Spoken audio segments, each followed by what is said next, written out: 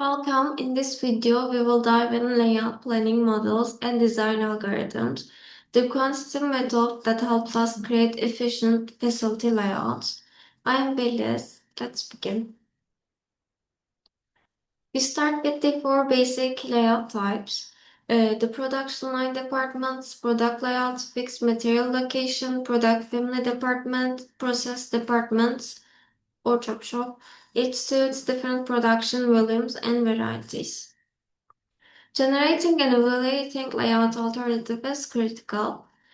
The chosen layout determines material flow patterns and physical relationship between activities. Layouts are viewed at two levels: block layouts, location, shape, size of departments, and detailed layout, exact equipment placement. Our focus here is on quantitative methods for block layout design.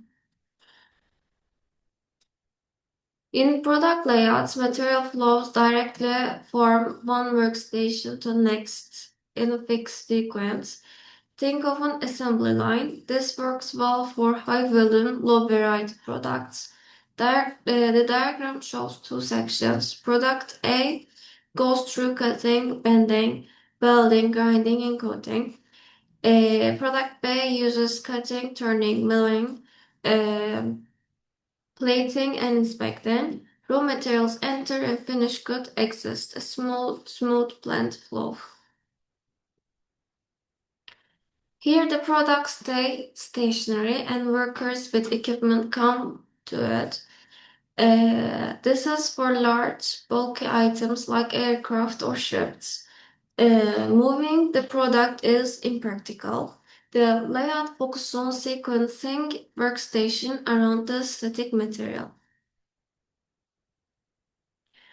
Group technology group parts into families based on common characteristic, a similar processing shape or material. Each family gets a manufacturing cell treated like a mini product line. This gives high intra-cell flow and reduces movement between cells.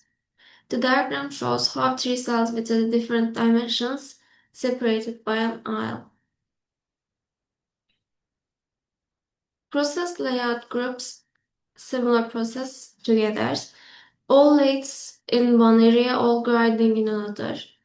This is a job shop used when part volumes are too low for dedicated lines. Material flows are complex and interdepartmental. The diagram shows job moving between receiving, foundry, rough machine, fabrication, assembly, painting, and shipping. There's lots of backtracking as well. Over the years, several structure procedures have been developed. Construction methods create layouts from scratch for new facility. Improvement procedures define existing layout. Three classical approaches are Apple's plant layout, procedure, Reed's procedure, and Muther systematic layout planning. Apple's procedure is very detailed. There's 20 steps. It starts with procuring and analyzing basic data, then designing the productive process and material flow pattern. Next, calculate equipments, plan workstation, coordinate groups, and design activity interrelationship. Determine storage, service, and space requirements. Allocate activities to space, cluster building types, construct a master layout, evaluate, obtain approval, install, and follow up. A complete step-by-step guide is here.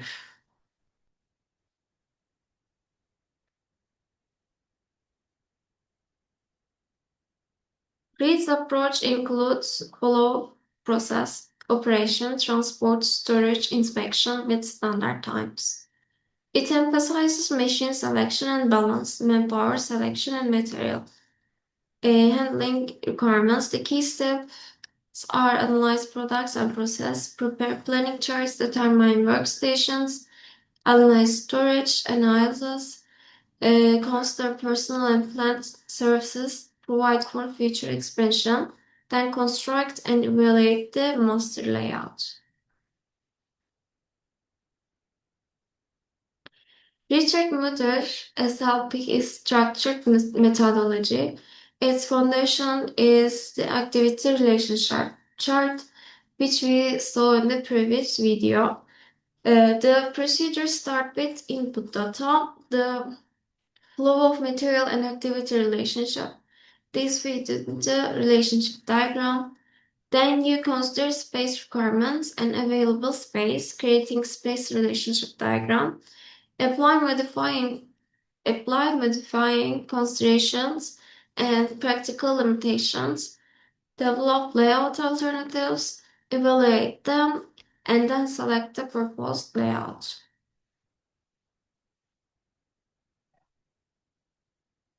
This slide shows an example relationship diagram. Departments are represented as nodes, and line indicates desired closeness. Thicker the lines for A, absolute necessary, thinner for E or I. This visual helps planner arrange departments intuitively before applying algorithms. Algorithms provide objective criteria for developing and evaluating layouts. Two main objectives: cost base, minimizing the sum of loads times distance, and relationship based, maximizing adjacency scores between departments. The distance-based objective is minimize sum over all departments pairs of Fij multiplied by cost Cij and Dij. Fij is the flow from department I to J. Cij is the cost per unit load per unit distance, and the Dij is the distance between departments. We want to place high-flow departments close together to minimize transport costs.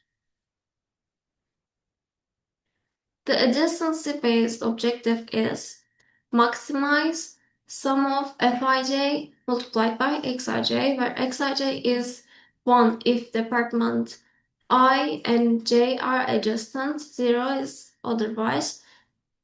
This gives an adjacency score. It's useful for comparing alternative layouts when exact distances are hard to measure, but relationship matters.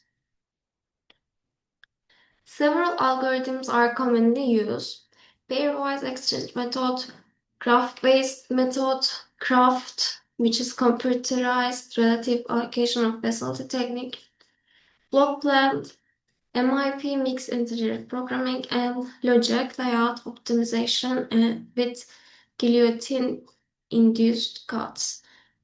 We will focus on pairwise exchange as an example. The pairwise exchange method starts with an existing layout. It evaluates all possible swaps of two department location. Each swap gives a new total material transport cost. The method selects the swap that produces the largest cost reduction. Then it repeats swapping again until no further improvement is possible. This is a classic improvement algorithm, not a construction algorithm. That wraps up our introduction to layout planning model and design algorithms. We have covered layout types, classical procedure like Apple Street and SLP, and formal algorithms with distance-based and adjacency-based objectives. In the next video, we will apply these algorithms step by step as in numerical examples. Thank you for watching.